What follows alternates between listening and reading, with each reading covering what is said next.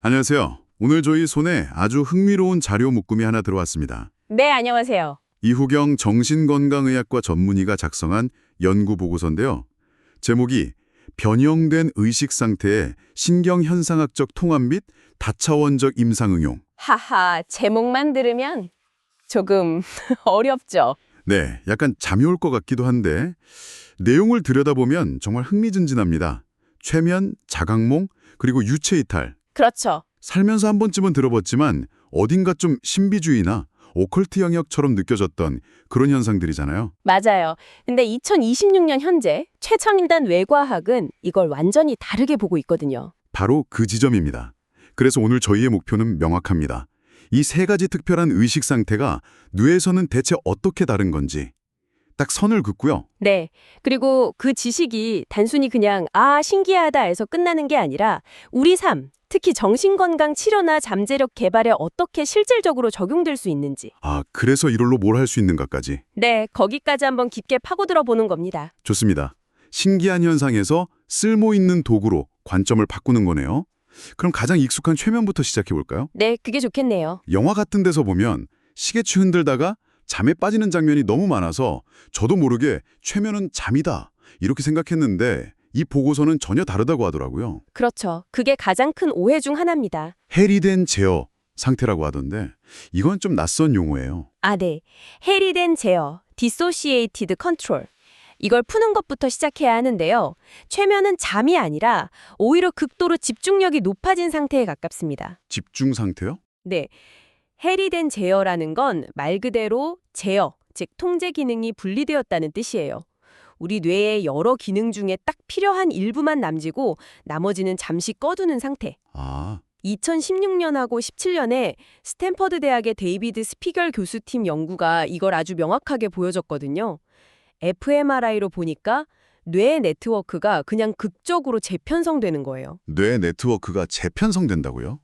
그건 마치 도시의 출퇴근 시간 교통 통제 시스템이 확 바뀌는 것처럼요?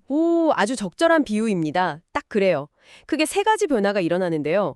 첫째, 우리 뇌의 걱정 관제탑이라고 불리는 배전방 대상피질, DACC의 활동이 뚝 떨어져요. 걱정 관제탑이요? 네, 평소에 이거 믿어도 되나, 저거 해도 되나 하면서 비판적으로 감시하는 곳인데 여기가 조용해지니까 외부 암시에 그냥 무방비로 수용하게 되는 거죠. 그래서 최면에 걸리면 평소에는 안 믿을 이야기도 쉽게 받아들이게 되는 거군요. 관제탑이 잠시 자리를 비운 거네요. 네, 자리를 비웠다기보다는 선택적 휴가에 가깝습니다. 왜냐면 다른 기능은 여전히 활발하거든요. 그렇군요. 두 번째 변화가 바로 그 증거예요. 인지 통제를 담당하는 배외측 전전두 피질, DLPFC랑 우리 몸의 감각을 처리하는 섬엽, 인슐라 사이의 연결이 평소보다 훨씬 강해져요. 그 연결이 강해지면 어떻게 되는데요? 이게 바로 마음과 몸의 고속도로가 열리는 순간입니다. 예를 들어 당신 팔이 바위처럼 무겁습니다 라는 암시를 주면 이 강화된 연결망을 통해서 추상적인 언어가 실제 묵직한 신체 감각으로 바로 번역이 되는 거예요. 와, 신기하네요. 말 한마디가 실제 물리적인 감각으로 바뀌는 그 신경 경로가 눈에 보이는 거군요. 그럼 마지막 세 번째 변화는 뭔가요? 이게 가장 중요하고 또 제일 흥미로운 지점입니다. 방금 말씀드린 그 실행 제어 네트워크랑 평소에 나는 자아를 인식하고 공상하는 디폴트 모드 네트워크, DMN 사이의 연결이 끊어져 버려요. 그 둘이 끊어진다고요? 네. 그래서 최면에 걸린 사람은 암시에 따라 엄청난 집중력으로 뭔가를 하면서도 정작 그 행동을 내가 하고 있다는 주체의식은 못 느끼는 겁니다. 나도 모르게 팔이 저절로 올라갔어요 라고 말하는 이유가 바로 이거예요. DMN과의 단절. 와, 집중은 최고조인데 자아는 배경으로 사라진다. 정말 독특한 경험이겠네요. 그렇죠. 근데 이 설명을 듣고 나니까 자각몽이 더 궁금해져요. 꿈속에서 이건 꿈이야 하고 알아차리는 거잖아요. 이건 방금 설명해 주신 최면이랑은 정반대 같은데요. 정확히 보셨습니다.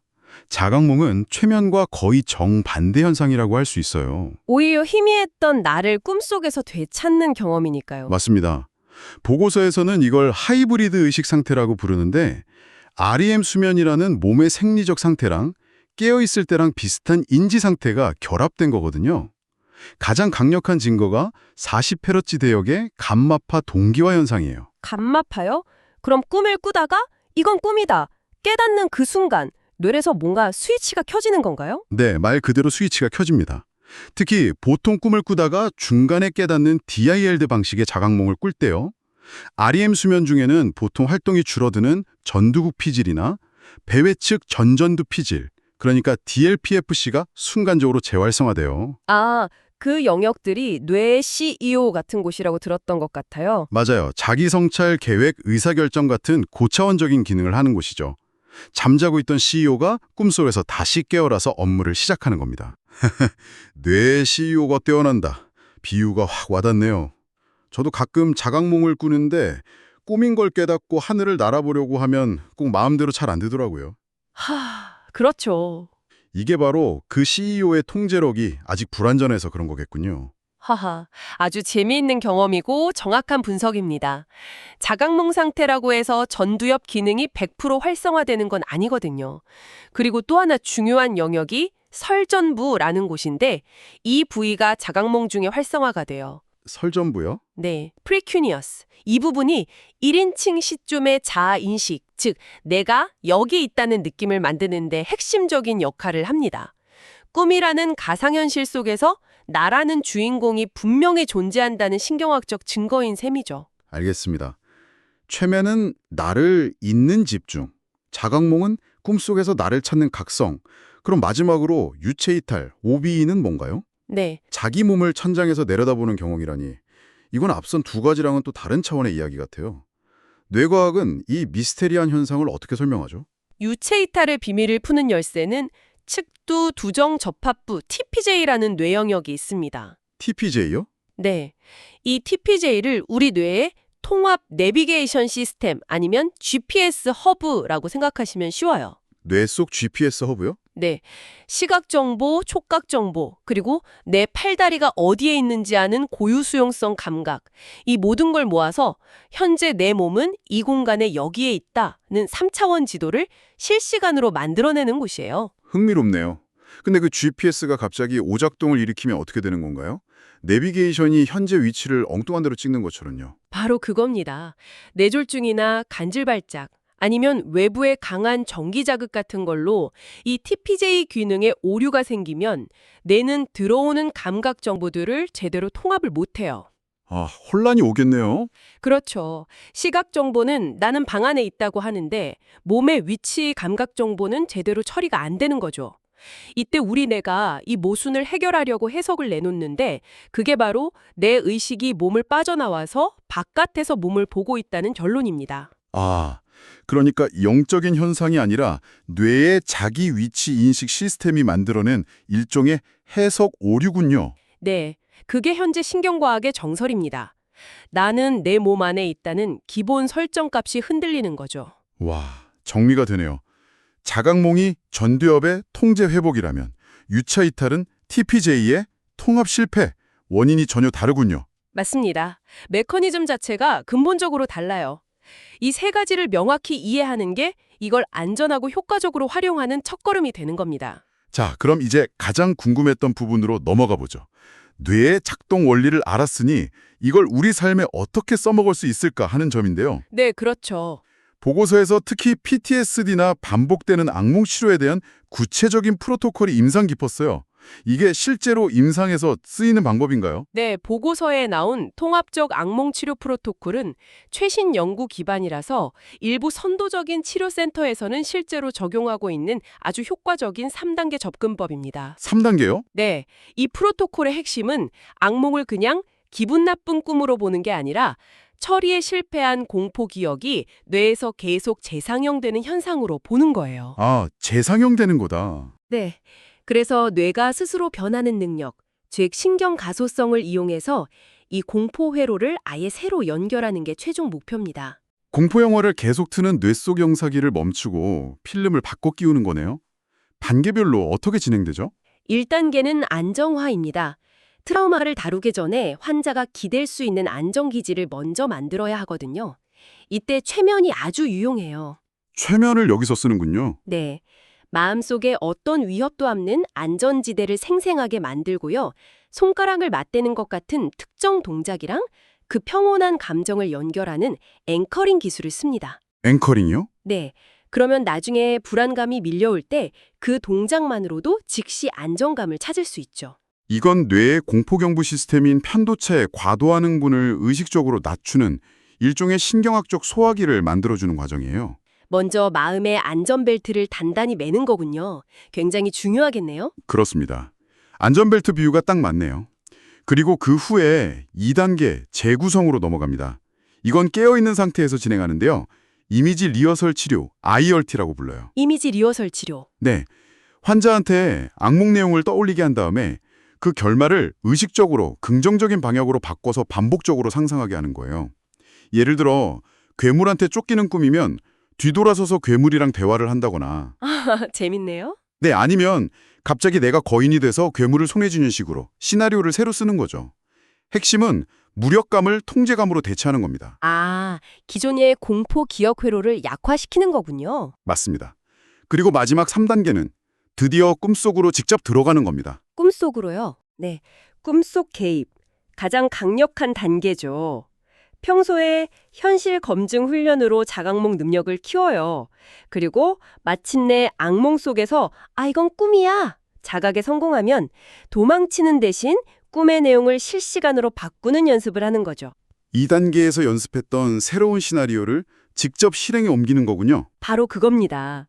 이건 변연계에서 올라오는 원초적인 공포 반응을 전두엽이 직접 통제하는 능력을 회복시키는 가장 근본적인 치료라고 할 수 있습니다. 이야기를 듣다 보니 이건 단순히 치료를 넘어서 일상에서 잠재력을 개발하는 데도 엄청난 가능성이 있겠다는 생각이 들어요. 네, 바로 그 지점 때문에 이 분야가 더 주목받고 있는 거고요. 보고서에서도 리더십이나 창의성과 연결되는 부분을 언급하고 있었고요. 예를 들어 리더십 코칭을 볼까요? 많은 유능한 리더들이 속으로는 나는 사실 능력이 없는데 들통날까 봐 두려워하는 가면증후군을 겪거든요. 아, 가면증후군? 네. 최면 기법을 쓰면 이런 무의식적인 자동 사고 패턴을 긍정적인 자기 효능감으로 대체하는 심리적 재프로그래밍이 가능해요.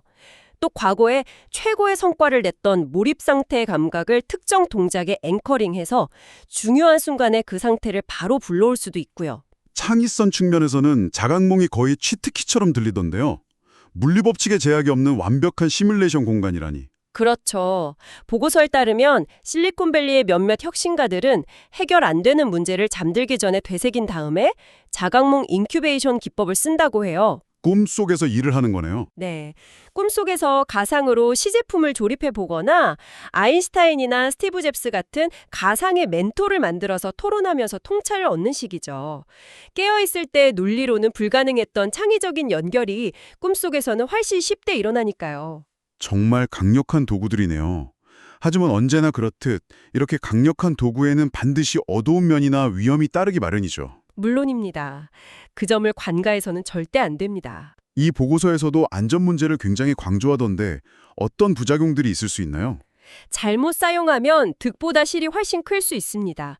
가장 흔한 건 아무래도 의도적으로 수면 패턴에 개입하니까 수면 분절이란 그로 인한 주간 피로감이에요. 아, 잠을 설쳐서 낮에 켜고 난 거군요. 네, 잠재력 개발하려다 오히려 낮 동안의 생산성을 해칠 수 있는 거죠. 그것보다 더 심각한 위험도 있을까요? 정신적으로 불안정해진다거나. 네, 충분히 가능합니다. 더 심각한 경우 꿈과 현실의 경계가 모호해지는 현실 혼동이나 해리 증상이 나타날 수 있어요. 현실 혼동이요? 네, 깨어 있는데도 세상이 비현실적으로 느껴지거나 내가 아닌 것 같은 느낌이 드는 거죠. 특히 조현병 스펙트럼이나 경계선 성격 장애 같은 기저질환이 있는 분들에게는 망상을 강화할 수 있어서 절대 금기로 여겨집니다. 아, 정말 조심해야겠네요. 네, 그리고 와일드 기법 시도하다가 겪는 수면마비의 극심한 공포도 무시할 수 없고요. 듣기만 해도 아찔합니다. 그렇다면 이런 강력한 도구에 무분별하게 접근하지 않고 안전하게 탐색하기 위한 핵심 원칙은 뭘까요? 보고서는 2025년형 안전 프로토콜이라는 가이드라인을 제시하는데요. 세 가지가 핵심입니다. 첫째, 시도하기 전에 반드시 정신병력 등을 확인하는 사전 스크리닝. 네, 스크리닝. 둘째, 훈련보다 휴식이 먼저다. 하루 7시간 이상 충분한 수면을 보장하는 수면 위생을 최우선으로 해야 합니다. 그리고 마지막은요? 마지막으로 셋째, 훈련 후에는 현실 감각을 되찾기 위한 그라운딩 훈련이 필수적입니다. 찬물로 세수를 하거나 잠시 산책을 하면서 발바닥이 땅에 닿는 감각에 집중하는 것처럼요. 전문가지도 없는 시도는 정말 위험해요. 오늘 최면 자각몽, 유체이탈이라는 의식의 신비한 영역을 최신 뇌과학이라는 렌즈로 깊이 들여다봤습니다. 네. 과거에는 초자연적이거나 영적인 현상으로만 여겨졌던 것들이 이제는 DMN, ECN, TPJ 같은 특정 뇌신경망의 상호작용 패턴이라는 구체적인 언어로 설명된다는 사실 자체가 정말 놀랍습니다. 그렇습니다. 결국 이 모든 현상은 우리 뇌가 현실을 구성하는 방식의 변주곡이라고 할 수 있어요. 집중된 해리, 즉 최면, 수면 중 메타인지의 각성, 즉 다각몽. 그리고 신체 감력 통합의 변형, 유체이탈. 네, 이 세 가지 메커니즘을 이해하는 건 인간 의식의 비밀에 한 걸음 더 다가서는 것이자 트라우마를 치유하고 인간의 잠재력을 확장하는 새로운 문을 여는 열쇠가 될 수 있습니다. 이 보고서는 여기서 멈추지 않고 미래 연구 프로젝트까지 제안하고 있더군요. 뇌 전기자극을 줘서 인공적으로 자각몽을 유도해 PTSD를 치료한다거나 네, 기업 R&D팀이 집단 자각몽으로 혁신적인 아이디어를 탐색하는 것도 있고요. 그리고 VR 기술로 가상 유체 이탈을 경험하게 해서 임종 환자의 불안을 덜어주는 미래까지. 몇 년 전만 해도 공상과학 영화에나 나올 법한 이야기였는데 오늘 이야기를 나눠보니 충분히 가능한 미래처럼 느껴집니다. 어쩌면 여러분이 잠자는 시간이 낮 동안 풀지 못했던 문제를 해결하는 가장 창의적인 시간이 될 수도 있겠죠. 마지막으로 이 모든 논의를 관통하는 질문을 하나 던져보고 싶습니다. 만약 오늘 밤 당신이 꿈속에서 어떤 문제든 자유롭게 탐색하고 해결할 수 있는 완벽한 통제권을 갖게 된다면 당신은 무엇을 그 꿈의 테이블 위로 가져가시겠습니까?